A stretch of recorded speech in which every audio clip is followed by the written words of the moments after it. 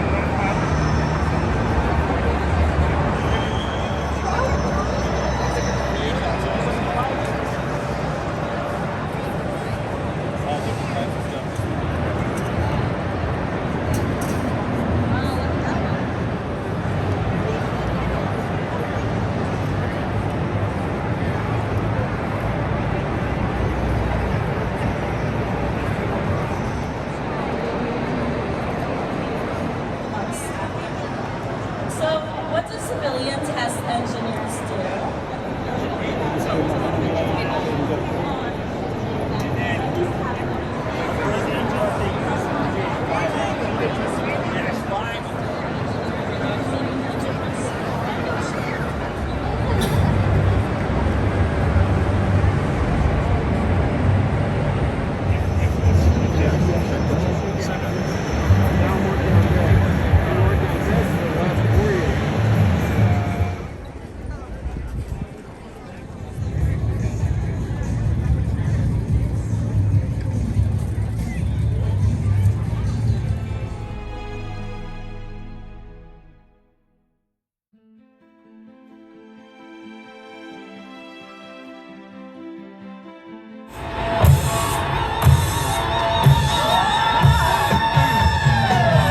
As the paratroopers secure the airfield, our fighters execute shows of force to remind the enemy.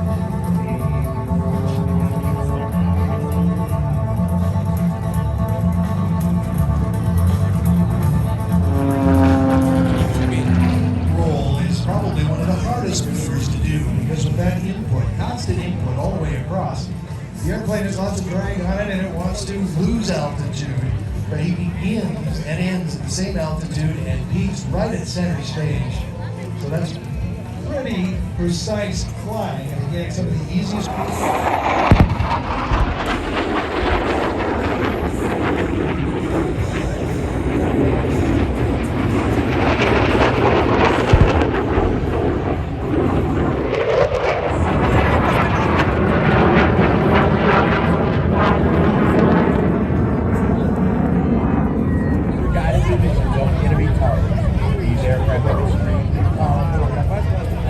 Sensors that can see in both infrared.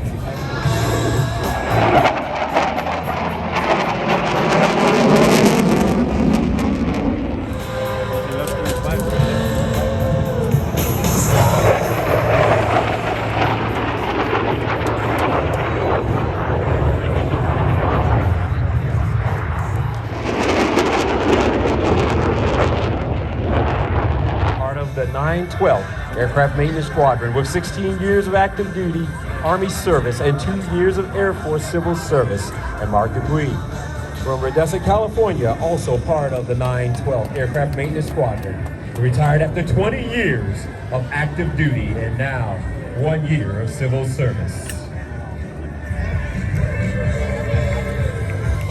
35 is following the B-1 Lancer. The crew of the 135 is Major John Q. Corte and Major Tim Ultrashe. Staff Sergeant Jeremiah Benati.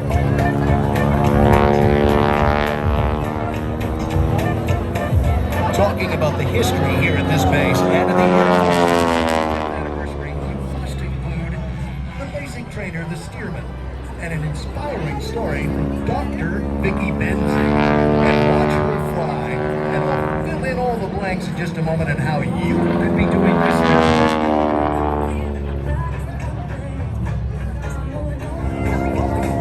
Born and raised in California, Vicki is an accomplished pilot, skydiver, aerobatic performer, and air racer. With over 9,500 hours of flight parachute jumps, Vicki has a passion for everything airborne.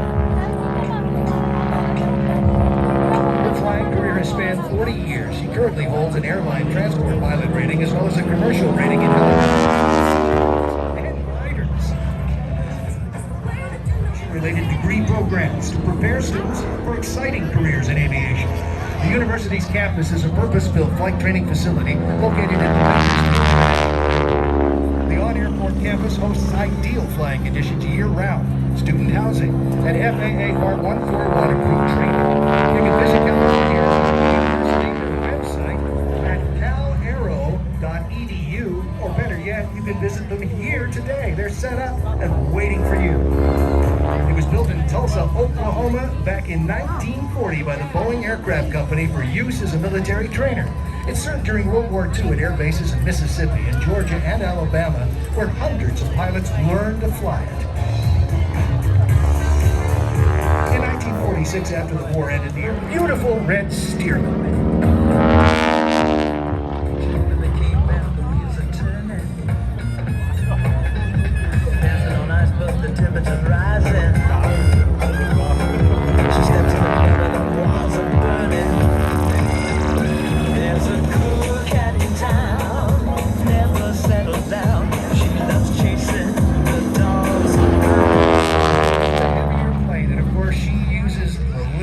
Of that aerobatic box, because that's all she can get out of it as she climbs up and over, challenging the sun and its rays, and beautiful and graceful all at the same time. The perfect loop. Some of these maneuvers are the hardest to do, and to do that at the same altitude it began and not pull up and square it off is outstanding flying. Upside down again. So consequently, she can only get about 300 feet out of her aerobatic routine. That means she's got to stay on it and stay focused to make sure that she stays well above the ground. So now rolling over, pulling back on the control stick again, both hands on that stick. There's only two ailerons too. She now pulls up and rolls the airplane in that classic barrel roll, and it looks so beautiful in this blue sky. A big upside down too. Oh no. Oh, there. She's priming it. Got some smoke, got some fire, and got it going again. And honestly, I think she put that just in torment.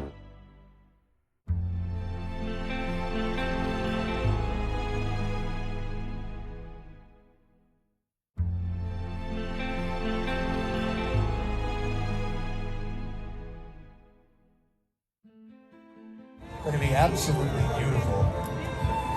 And there he is already starting. I'm looking in the wrong direction. Ladies and gentlemen, Bob Carl.